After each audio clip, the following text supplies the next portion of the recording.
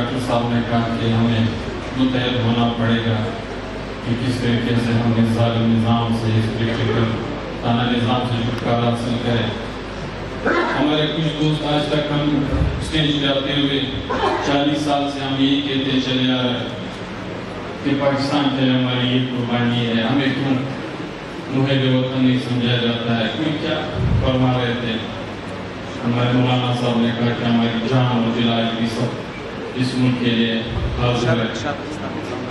ایک بات اور کہوں، جب ہمارے درمیان اعتزاز صاحب بیٹھے جو ہمارے بڑے صوبے سے تعلق کرتے ہیں، یہ نہیں کہ ہم اس سے نفرت کی بنیاد پر یہ بات کرتے ہیں، چونکہ میں آج جو بات ہوگا وہ بات کہنے چاہوں گا جو میرا دل کہتا ہے، اور میں کہتا ہوں منافقت ہے کہ میں جو میرے دل میں بات ہے وہ میں نہ کہوں، اور جو خدا نہ خواستہ کل کسی لالچ کا ذریعہ بن جائے میں وہ بات کروں۔ اس ملک کی 47 سے لے کے 12 اگست 48 سے لے جو بابرا کے واقعہ ہوا، جو بادشاہ خان 600 کے نازل ہوتا ہے، اس وقت سے لے کے آج تک 8 اگست تک مستون تک جو بھی واقعات ہوئے، یہ سب کے ذمہ دار تھا یار۔ اسے کوئی جو کہ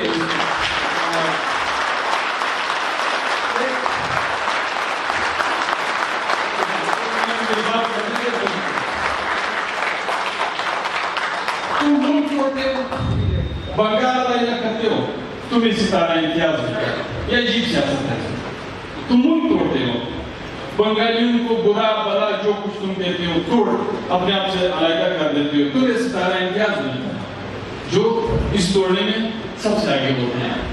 اور جب احمد کی بات کرتے ہیں ہم کہتے ہیں کہ اس ملک کے ساتھ تم اپنی قدروں کی قیمت خود لگانے میں حق بچانے کو، جبکہ میرے گیس پہ میرا کوئی قبضہ یا کوئی اس کی استعمال میں کچھ نہیں۔ کیسے انصاف؟ دنیا میں قومیں بھی کرتی ہے، ملک توڑے جاتے ہیں نا انصافی کی وجہ سے، اور ہمارا بڑا بھائی ہم ایک دیوانہ ایک پاگل بھائی کی نظر سے بھی نہیں دیکھتا ہے، تو کس طرح چلے گا یہ انسان؟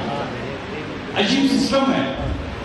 یعنی یہاں پہ ہمارے نواب شوانی نے کہا کہ کچھ لوگ پاؤں پہ چڑھے، اس کو مارا اس کو مارا۔ میں پوچھنا چاہتا ہوں، کیا نواب مفتی کو شوق تھا 80 سال کی عمر میں پہاڑ پر چڑھنے کے لیے؟ کیا وہ شوقین تھا کہ میں پہاڑ پہ چڑھ کے خدا نہ خواستہ کسی کا سر قلم کروں، یا اس کو مجبور کیا گیا؟ چونکہ ہم بلوچ پشتون عزت سے جینا چاہتے ہیں، جانتے ہیں، ہم نے کبھی کسی کے پاؤں پہ پڑھ کے ہمیں نہیں سکھایا گیا۔ حمید بات کافی میں حیران کہ میں اس حساب سے بات کروں۔ ہمارے جو پہاڑ پہ چڑھا ہے، جو زمین پہ جو کچھ کہہ رہا ہے، وہ حالات کی مجبوری کی وجہ سے میں بزدل ہوں گا، اس لیے کہ میں نے باپ کا جنازہ اٹھایا، میں نے کچھ نہیں کیا۔ ہم نے کامی ہمدردی کے ساتھ ہم نے بھائی اور بھائیوں سے بڑھ کر بھائیوں کی جنازے اٹھایا، پھر بھی اس کے ساتھ ہیں، لیکن نواب مفتی نے کہا کہ اس نظام کے ساتھ مزید نہیں چل سکتے۔ ہمارے بہت سارے دوستوں نے وہ راستے اختیار کیے جو ظلم کے کی وجہ سے اس راہ پہ چل پڑے۔ اس کو شوق نہیں تھا، کسی کو شوق نہیں ہوتا ہے کہ میں متخارج میں اپنے گھر بار بچوں ماں بھائی بہنوں کو چھوڑ کے خدا نہ خواستہ کسی مورچے میں بیٹھ کے اور ریاست کے خلاف ہونے کی ممکن ہی نہیں۔ لیکن جب میں مجبور ہو جاؤں پھر میرے لیے کوئی چیز بھی مشکل نہیں ہوتا ہے۔ کیوں میں مجبور کیا جاتا ہے؟ یہاں پہ کہا جاتا ہے جمہوریت جمہوریت جمہوریت، بھائی یہ کیسی جمہوریت ہے؟ اس جمہوریت کے لیے ہم نے لاشیں اٹھائے، اور آج تک پنجاب سے کسی لیڈر کا نام مجھے بتا دیا کہ اس نے لاش اٹھایا۔ اور ہمارے ایک بڑے لیڈر نے 13 جولائی پتہ نہیں 15 جولائی کو کہا تھا کہ جب نواز شریف کو ہٹا دیا جائے گا تو یہاں پہ کمال آتاتürk وہ طیب اردگان کی صورت میں جو کچھ ہوا ادھر وہ مجھے کیا ہوا؟ لاہور میں آپ نے 10 بندوں کا مظاہرہ دیکھا؟ کچھ ہی نہیں ہے دوستو۔ ادھر بھٹو جو ہمارا لیڈر تھا، اس کی لاش ان کے گھر والوں کے کندھے پہ دے کے کسی نے کوئی مظاہرہ نہیں دیکھا، لیکن ہم اٹھاتے رہے۔ ہم نے ڈاکٹر خان کا جنازہ اٹھایا، ہم نے نواب مفتی کا، ہم سندھی میں بے نظیر کا، ہم سندھی میں بھٹو کا، ہم نے آج تک سردار عطاءاللہ خان کو اپنے بیٹے کا پتہ نہیں ہے کہ وہ کیسے اور کس طرح مارے، کسی کو پتہ نہیں۔ ہماری حق کی بات میں یہاں پہ غداری سمجھایا جاتا ہے. میں ایک ریکویسٹ کرتا ہوں اپنے انتظار والے سے کہ خدا ایک پیغام پنجاب لے جائے, ہمارے کمزور سی آواز کو ادھر لے جائے. ادھر سے انقلاب آئے گا, ادھر سے کوئی انقلاب نہیں آئے گا. ہماری تحریک یہ کہتے ہیں کہ ہم تو اکٹھے ہیں ڈاکٹر صاحب, ہمارے میرے کو کس نے تھوڑا, اس میں کون آگے دیتا. اس سازشیں ہمارے اتحاد اتفاق کو ختم کرنے کے لیے کون کرتے ہیں. اس طرح نہیں ہے. کہا گیا کہ دہشت گردی, ہم سب کو پتہ ہے بھائی تمام دہشت گردی کے ٹھکانے پنجاب میں. کوئی ہمیں بتا دے یار آپ کی جو بھی تمام دہشت گردی کے ٹھکانے پنجاب میں. آپ نے کندھار ایئرپورٹ سے مولانا آزاد کو جلوس کی شکل میں پنجاب آپ دے گئے. وہ کس مرض کی دوا دیا ہمیں سمجھا جائے, وہ کس مرض کی دوا. آج اسی کے تربیت یافتہ لوگ ہمیں مار رہے ہیں, ہمارے درمیان پٹ رہے ہیں. ہمیں پتہ ہی نہیں چلتا ہے کہ کون ہمیں مار ہے, کس بنیاد پہ ہمیں مار ہے. کہتے ہیں کہ پاکستان کا مطلب کیا, لا الہ الا اللہ, ایک اسلامی فلاحی ریاست. آج تک پنجاب کے اسمبلی میں آپ نے کسی ملا کو دیکھا ہے؟ ایک بھی ملا کو کسی نے دیکھا ہے پنجاب کے اسمبلی, جبکہ اسلام کے نام پہ ریاست انہوں نے ہمیں کیا رہے کہ ہمیں اسلام کو. اس طرح مت کرو خدا. لیکن ایک بات میں اپنے اٹھا سکتے ہیں, ہم اٹھاتے رہیں گے. یہ آپ ابھی بھی آپ کے بیٹے کے اوپر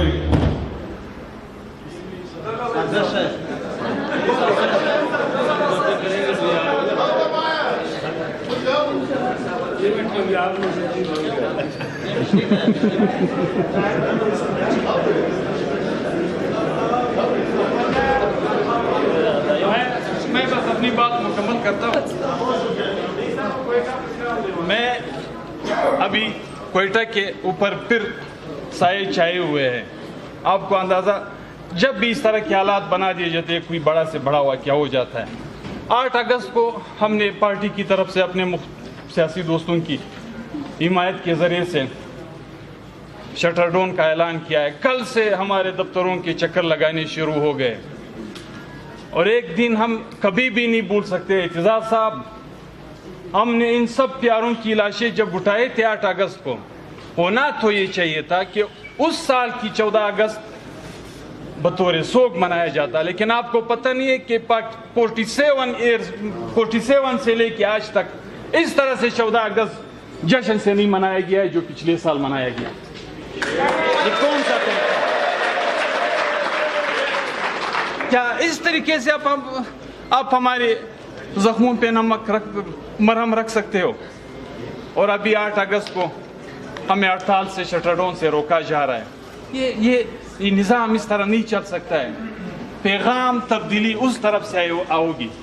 ایک بات میں کہتا ہوں, ہمیں ایک کام کرنا چاہیے. ڈاکٹر صاحب میں ہوں, آپ ہو, ڈاکٹر جان زیب ہو, یا ہمارے وکلا برادری ہے, ہمیں جو اقتدار ملتا ہے وہ کسی کے پاؤں پہ پڑھ کے ہمیں نہیں حاصل کرنا چاہیے. بس یہ ہمارے پاس علاج ہے.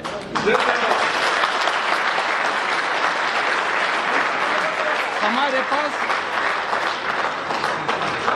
صرف ایک کام اگر ہم کر رہے ہیں کہ 2018 میں الیکشن آنے جا رہا ہے, ابھی سے سب بندیاں ہو رہی ہیں, تو ہمیں وہ سب بندیوں کا حصہ نہیں بننا چاہیے. دوسری بات ہے, میں اپنے وکلا بھائیوں سے کہتا ہوں, جس طرح ابھی باز محمد نے کہا تھا, ہم سب سن رہے تھے کہ ہم نے چمچگیری کو شکست دی. ہمارے وکلا کو چمچگیر نہیں بننا چاہیے. ہمارے یہاں کچھ دوست ابھی لوگوں سے وکلا کے درمیان جا کے باتیں شروع ہو گئی ہے کہ تم ہمارے ساتھ آ جاؤ, تم جج بنو گے. لعنت اس ججی پہ جو تمہیں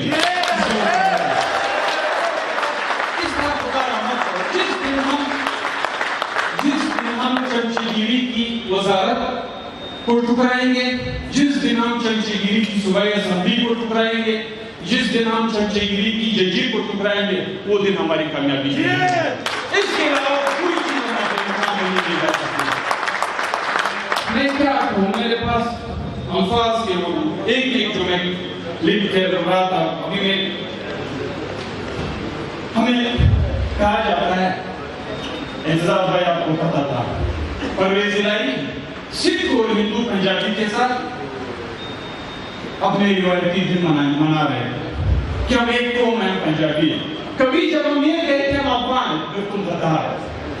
کیسا طریقہ ہے؟ وہ مسلمان بھی ہے, وہ ہمارا ہمجامت بھی ہے, وہ ہمارا ہم زبان بھی ہے, لیکن جب ہم یہ کہتے تو پھر ہم غدار ہیں. اور تم اگر واگا بارڈر کسی کو ہندو پنجابی کے ساتھ بیٹھ کے ناچ گانوں کے ذریعے سے روایات کو برقرار رکھیں تم ٹھیک ٹھاک ہو. اس طرح یہ اس روایت نے ہمیں غرق کر دیا اور میں خدا رہ کے درست کرتا ہوں.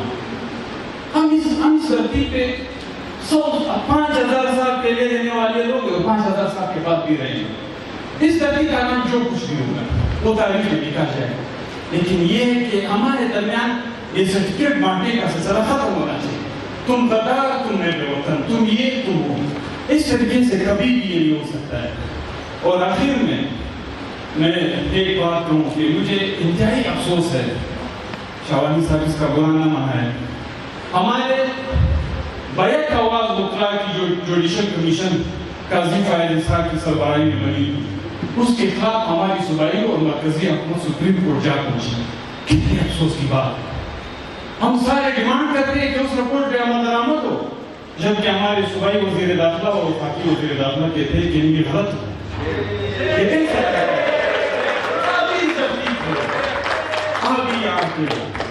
اور ایک بات مجھے اپنے ہائی کورٹ کی جس میں مجھے ترس آتا ہے, یہ بہت بڑا بداعتمادی کا دن تھا جس دن وکلاء نے بیک آواز ہو کے یہ کہا کہ اس کمیشن میں ہائی کورٹ کا کوئی جج نہیں نامنیٹ ہونا چاہیے. اس دن ان سب کو استعفیٰ دینا چاہیے تھا کہ ان کی اپنی برادری اس پہ اعتماد نہیں کرتی جو ان کے سامنے پیش ہوتے ہیں, تو مزید اس کو عدالت کی کرسی پہ انصاف دلانے کے لیے کیسے بیٹھنا چاہیے. بڑی بات.